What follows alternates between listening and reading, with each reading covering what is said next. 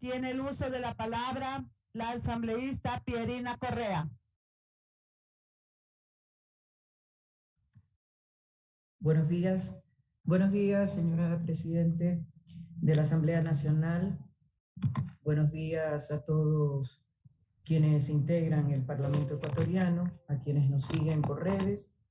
Es importante el cambio del orden del día que se ha propuesto hoy, solicitando la comparecencia de la señora Ministra de Gobierno, puesto que en esta administración es quien se supone que debe tener a cargo la coordinación de todo lo que implica seguridad ciudadana. Yo me voy a permitir leer un escrito que he hecho explicando un poco qué es lo que pasa en nuestro país en este momento.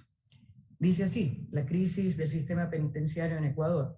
La situación de grave crisis social, económica, laboral y de seguridad ciudadana que vive actualmente el Ecuador es producto de la falta de visión, planificación, voluntad política y conocimiento de la realidad por parte del actual gobierno, agravado por una sumisión a los sectores empresariales y financieros del país y las obligaciones contraídas con el Fondo Monetario Internacional.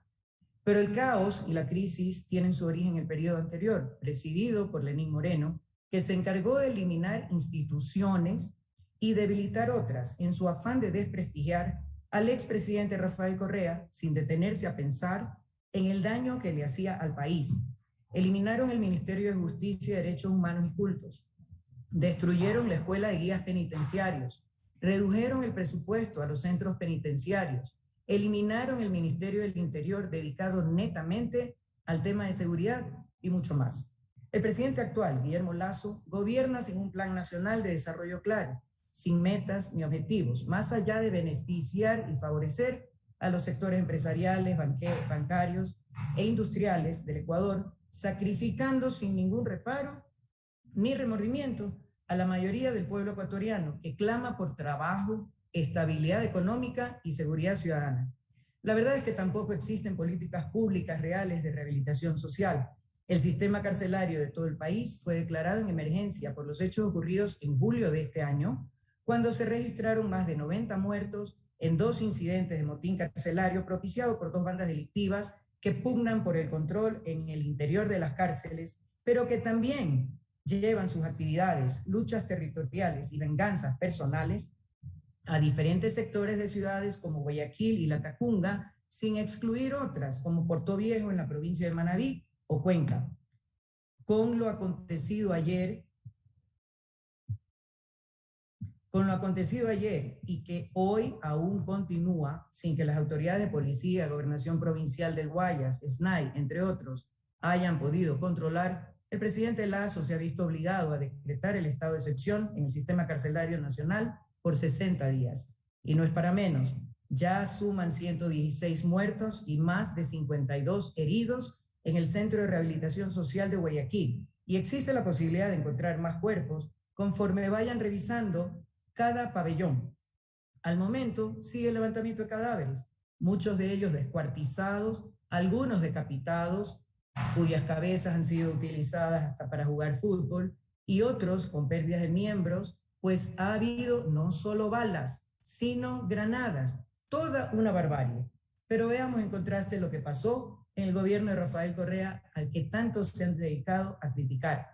Durante el gobierno de la Revolución Ciudadana, como se conoce a la gestión del economista Rafael Correa, el Ministerio de Justicia, Derechos Humanos y Cultos realizó una inversión total de más de 395 millones de dólares desde su creación en noviembre del 2007 hasta el 2016. Antes de la Revolución Ciudadana existía un hacinamiento de 116.63% en el sistema penitenciario. Este se redujo en el 2014 en 0.24, en el 2015 1.72 y en el 2016 se alcanzó un 22.45%. El sistema de rehabilitación social también implementó centros penitenciarios regionales nuevos. Guayas con 4.502 plazas, Cotopaxi con 4.832 plazas, Azuay con 2.740 plazas, que incorporaron más o menos 12.000 plazas y repotenciaron también como la ex penitenciaría del Litoral, actual Centro de Rehabilitación Social de Varones, número 1, con un total de 4.920 plazas. El modelo de gestión penitenciaria en la Revolución Ciudadana contempló también, dentro de un sistema real de rehabilitación social, ejes vinculados a salud, educación, trabajo, cultura y deporte, vínculos familiares y reinserción. En lo educativo, para el año 2009, menos del 10% de la población penitenciaria accedía a la educación. Los centros de rehabilitación social no tenían espacios adecuados para procesos formativos ni había asignación de docentes. En el 2016, alrededor del 30%, o el equivalente a 8.125 personas privadas de la libertad, eran parte del sistema educativo formal ecuatoriano en sus diferentes opciones y niveles: alfabetización, post-alfabetización, educación básica, bachillerato, y entre ellos 386 que estaban en procesos formativos de educación superior. En cuanto a derechos laborales, se estableció una normativa que regula la condición especial de relación de dependencia de las personas que se encuentran cumpliendo pena privativa de libertad.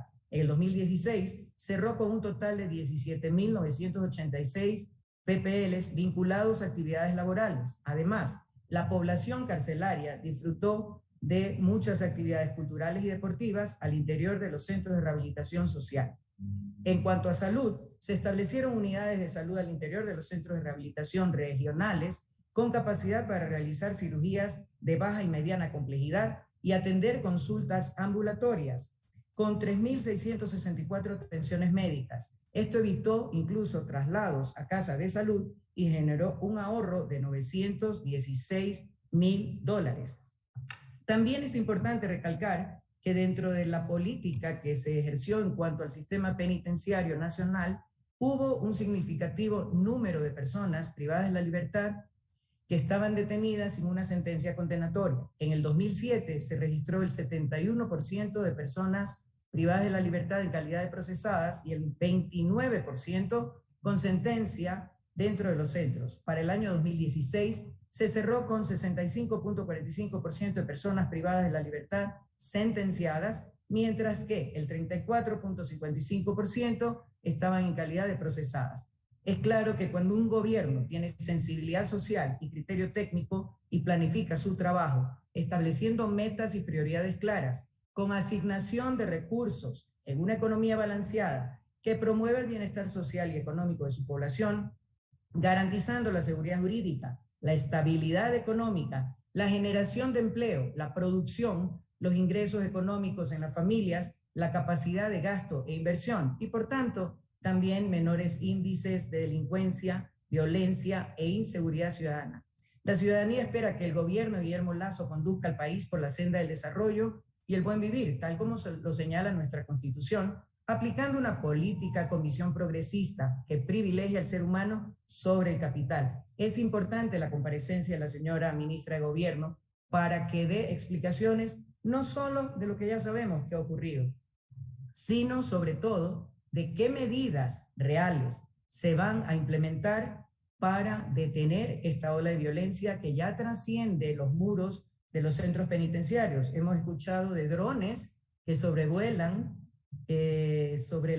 sobre los centros penitenciarios y arrojan tacos de dinamita. En este último incidente en la penitenciaría del Litoral, en Guayaquil, hemos visto que no solamente hubo balas, también granadas. ¿De dónde provienen esas granadas? Ahí hay algunas investigaciones que hacer. Hay nuevas autoridades a cargo del SNAI y de otros estamentos vinculados a la seguridad ciudadana y en este caso al sistema penitenciario del país. ¿Qué van a hacer al respecto? Jessica, que me antecedió en la palabra, fue muy clara y coincido con ella. Hay que derivar y distribuir, asignar recursos para que vuelvan la preparación de los guías penitenciarios, que tengan el perfil adecuado, no solamente en cuanto a técnicas de control penitenciario, sino emocionales, psicológicas, entre otras. Asimismo, quienes están a cargo de la administración de los centros penitenciarios, que haya programas reales de rehabilitación social al interior de las penitenciarías y centros